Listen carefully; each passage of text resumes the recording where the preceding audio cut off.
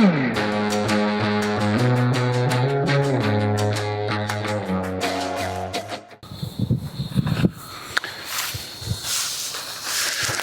right, today we're going to be talking about our compost.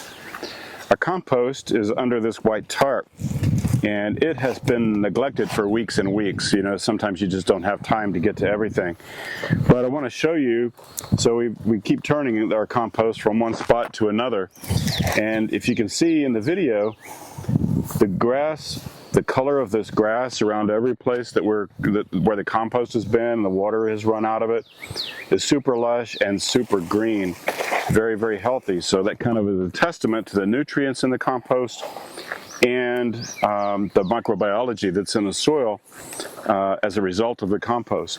So today we're gonna turn this. We're gonna take the tarp off, see what everything looks like, and my lovely assistant, my wife here, is going to try to use the scythe, and we're going to harvest some of the grass that's around this to add green manure back to our compost. So we're going to get this tarp off and see what it looks like. I got my 2 bricks off. I got my 2 bricks off. Got your 2 bricks. Heavy.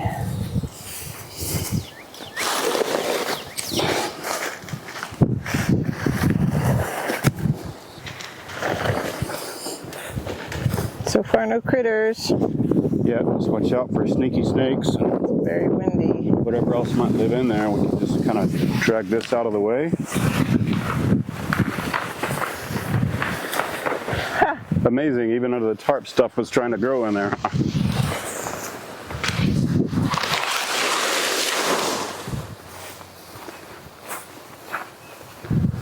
So, this has had leaves and debris. Inside there as well, there's all this stuff from cleaning out our chicken coops and nesting boxes. It does have some green stuff in there. We don't have to worry about it a whole lot. We're going to disturb it and flip it all over. So, looking pretty good. Got a lot of biochar, but hasn't been turned in a while. It's still actually moist, and that's because if you keep it covered, it'll retain a lot of that moisture. But it is breaking down. There's a lot of good material in there. It's a grasshopper. So, yep. So we're going to start flipping this guy and turn the compost. And as we do, we're going to add water and some of this green grass and stuff we're going to put in it as well. Absolutely. So we were just talking about how instead of the white tarp, it's just what we had, and I wanted to keep the moisture in it, but a black tarp, to prevent the sun from coming through, would prevent a lot of that grass and stuff from going. So I'm going to grab my trusty fork here. This stuff on the ground, we've got tons of chicken feathers here from our last chicken harvest. But basically, I want to spread this out a little bit and kind of flip this material that's down here. And I'm really going to get this all wet. And as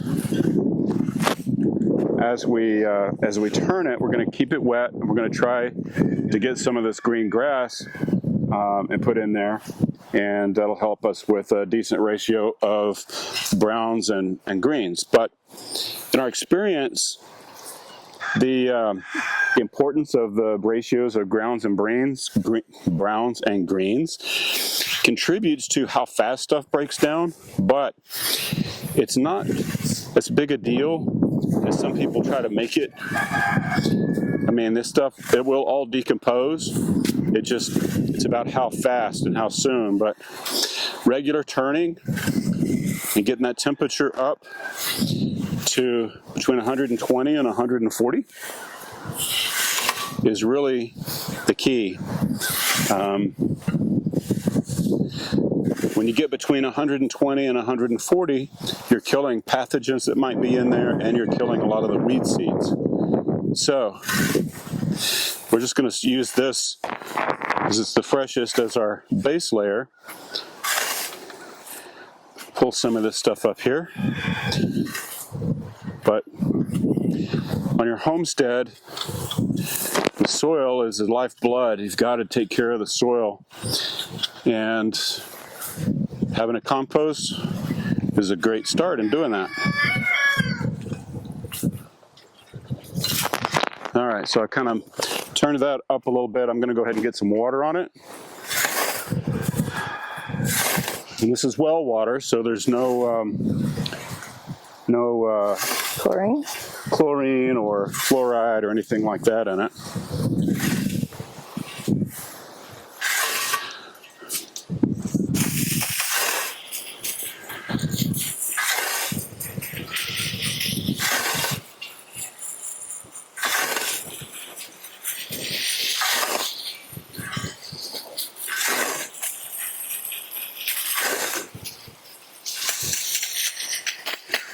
Later this season, we'll use some of this to make a compost tea, but since this is, like I said, it's been weeks and weeks since this has been turned, I first want to get the compost itself really active and really going again. I've got a compost thermometer somewhere. I don't really know where it is at the moment, but sometimes when you move, you can't remember where everything is, where it got packed, where it got stored, but we'll find it. But you really want this really, really wet. You want the you really want the water to actually run out of it. You want it to be that wet.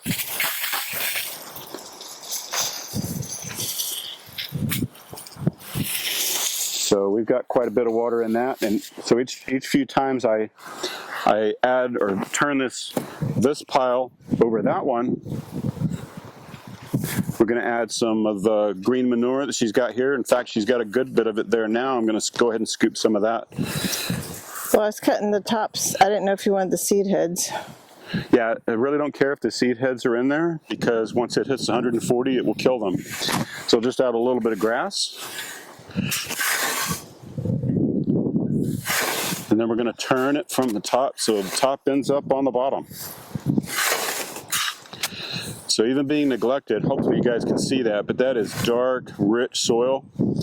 And when you turn a compost, there's also, depending on how far along it's broken down, I'd like to take a 2-foot by 4-foot wood frame with 1/4-inch hardware cloth in that, and you can sift that, and anything that goes through the 1/4 inch is actually okay to put out there on your garden. It's pretty far broken down. So we're gonna just keep doing this. We're gonna put a little bit, just enough to cover what we have down there.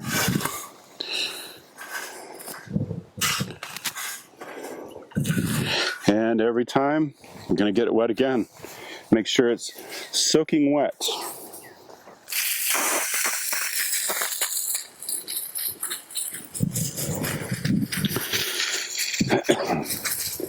So anything that can be composted should be composted or used in some way. All of the inputs should come directly from your farm. They shouldn't be things that you have to import or synthetic chemicals and those kind of things. We really want to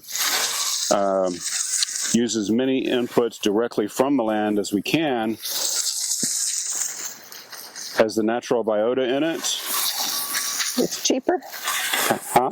It's cheaper. And it's, yeah, there's no cost. I mean, these are just waste materials. A lot of this is shavings from cleaning out chicken coops and chicken runs and nesting boxes and all the manure that goes with that. And when we did our meat chickens, we actually have, our brooder has a lot more that we haven't cleaned out yet of the shavings and chicken manure from, oh gosh, from our Cornish cross that we just butchered. Yeah, if we don't hurry up and get it out of there, they're going to compost in the brood. Yeah, they might compost where they are, huh? We'll have to get that out. You're doing a good job.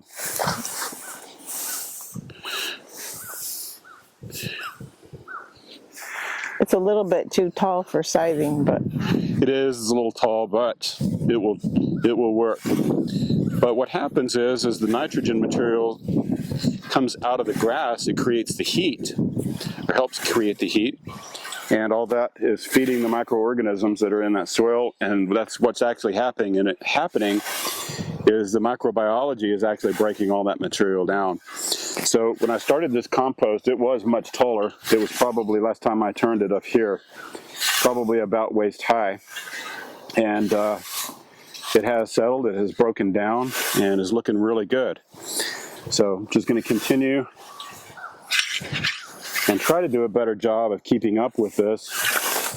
In the initial stage of doing a compost like this, it's best to turn it every day or two in the beginning.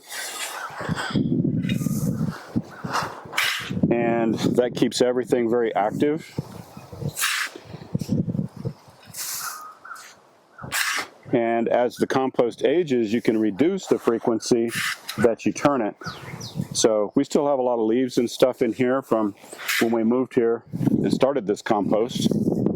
But you can see there's also a lot of broken down material in that. It's looking very nice.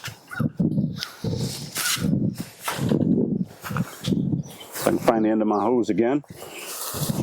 You want me to spray it?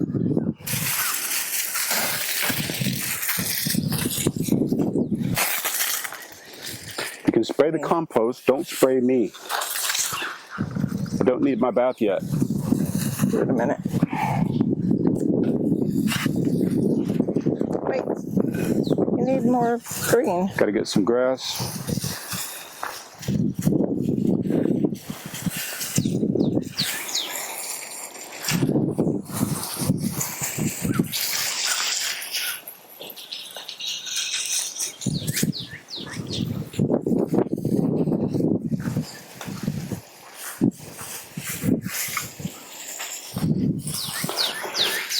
When we started our garden, when we moved here, the spot we chose was because it was right here next to the well. We had a water source, but it is super sandy. So if you can see our first garden here, we've got a lot growing in there. We've got beans and all kinds of squash and tomatoes, and over here we actually put our citrus trees. That citrus tree was here when we moved here. And then we have this peach tree that was there when we started. And over the winter months, we added Austrian peas as our cover crop to begin to add material to the soil that's there, because it is just super sandy down here on this slope. But we're just going to keep turning this compost, putting the green manure in there. The other thing is, we have a very old horse and donkey out there, so we'll actually just take the tractor and drive around and pick up the piles of manure from them and add that to our compost as well.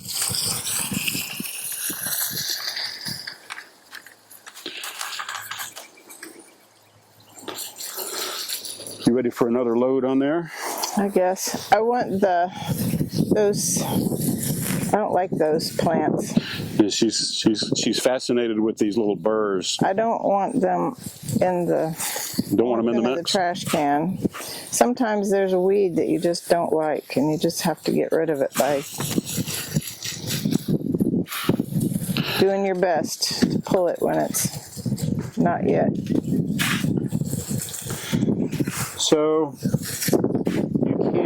you have a really large or big compost pile, you could turn it with a tractor. But I consider this part of Earth's gym. I get a workout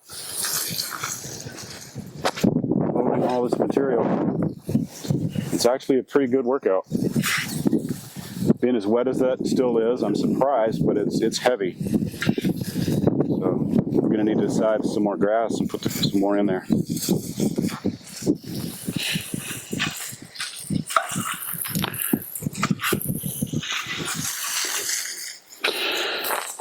You want the hose?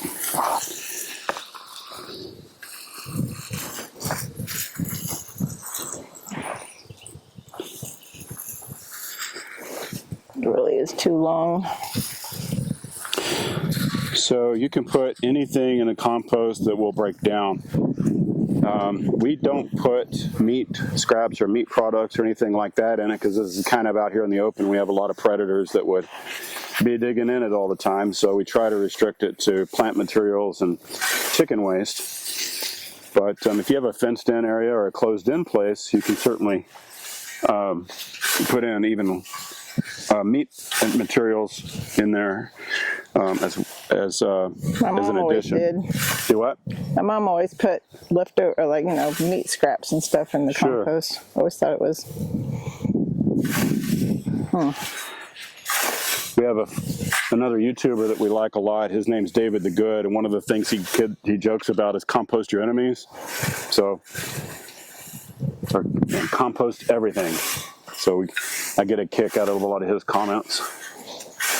He's a funny dude. But the other part, when you're turning this, part of what you're doing here too is you're adding oxygen back into it.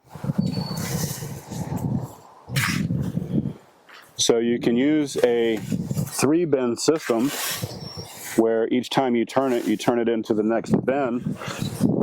Very effective, and it helps you keep track of the condition of the compost. So in bin 1, typically you're going to add everything that's fresh, everything that you're putting in there, and you're going to turn that one every day or two for a few weeks. And as you turn it into the next bin. So you can make bins out of all kinds of things, even fencing materials, pallets, any number of things that you can make your bins out of. Whatever size works for you. Pallets are really useful for doing that because they're kind of a uniform size. But when you use that first bin for all of your new stuff and you keep turning it and it starts to break down, you move it to the next bin. So it's just a continuous cycle. When you get to the last bin, typically what you're going to do in the last bin is you're going to sift it for anything that hasn't broken down as completely as you would like it to be broken down. And anything that's not broken down the way you want just goes back in bin 1 and starts over. And one of the benefits of doing that is whatever microbiology is in there is already active and doing its job, and you're simply putting that microbiology back in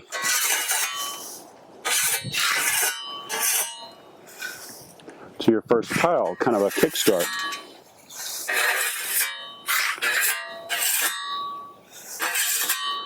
So I'm truly surprised how much difference keeping a tarp on it makes as far as holding in that moisture. And one of these days I'll get a scrap black plastic or black tarp. I prefer not to use plastic, but if that's what you have, it will work. But I want to prevent as much microplastics as I can. We've even had tarps come apart to the point that the plastic fibers and stuff in the tarps ended up in our soil. Look at it under a microscope, and you can certainly see that it's there.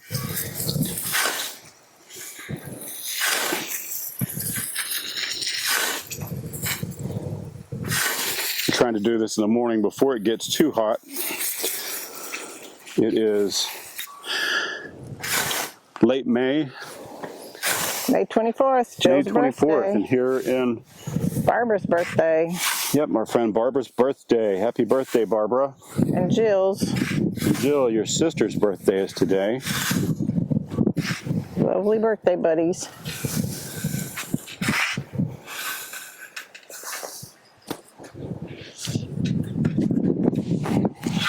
Do you want this?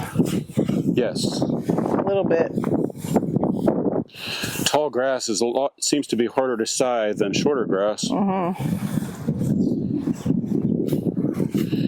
But just put this material in, return it. The reason I don't want to get down too far is because I can't see down there. You can't see? Don't want to harm my blade. Oh. Well, this is pretty much nothing but sand. You say that. You know how much trash we pull out of this sand? Well, that's true.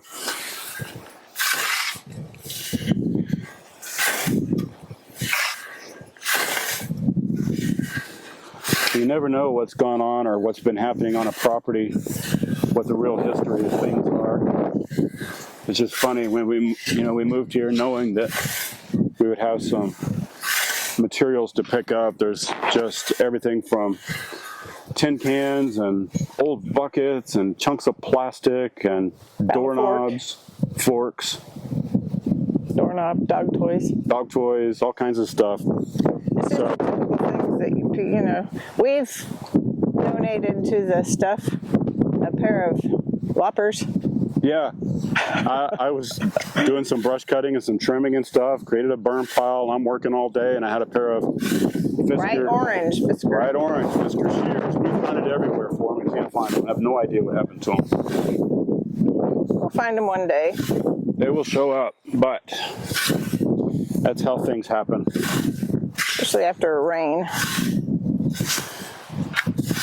So if there are any plants and things in there, again, we're gonna just add that to the compost. They will die in the heat of the compost and just add more material to it. So we're gonna keep working on this, and we'll show you the pile when we're finished.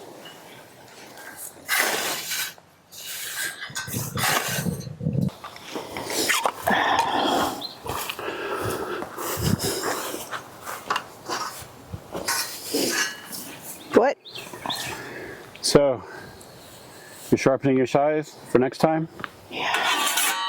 Ready to put it away. All right, so we've succeeded. We've moved the pile, turned it from here to here. You can see it's much taller now. We've added a little bit of grass to it. Now we just let nature take its course and turn this into wonderful soil. We're gonna get it all wet one last time. Cover it with our tarp. And this compost is turned. We got a good workout from that this morning. You did. So hope you will like this video, subscribe to our channel, and we will see you on the next time.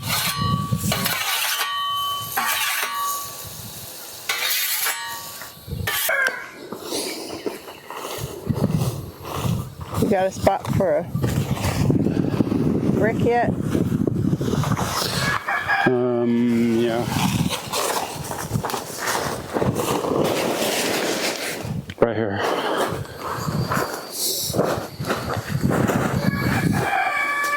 Just to keep it from blowing away.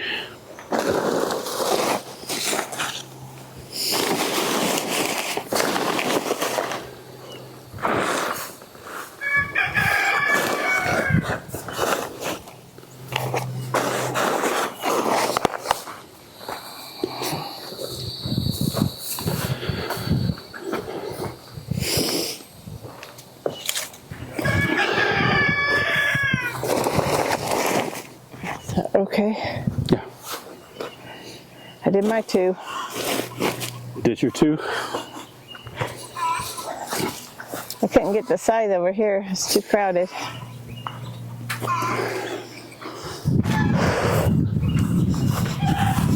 Oh.